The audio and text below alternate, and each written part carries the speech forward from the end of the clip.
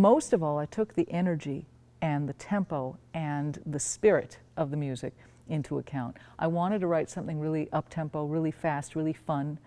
And I wasn't thinking necessarily in terms of an idiom like jazz or techno or Latin or 12-tone, but that ends up being what happened with this piece.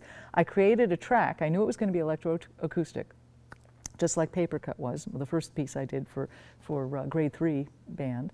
I knew it was going to be an electroacoustic piece. I knew that I was going to pair the band with this pre-recorded track, but I wanted to see where that track would take me. I started creating the percussion aspect of it at a fairly fast tempo.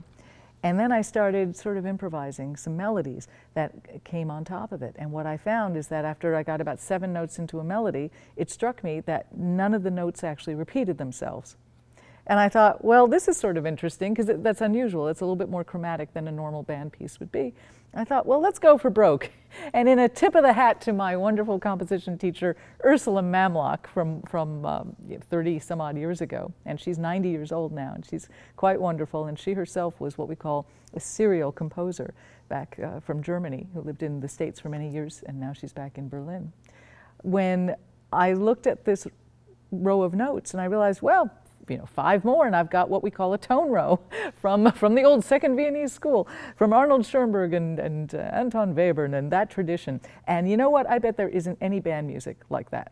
I thought this would be hilarious, to put together this techno kind of rocking track and then put this very chromatic line on top of it. And that's what I did. I decided, okay, let's make this melody work.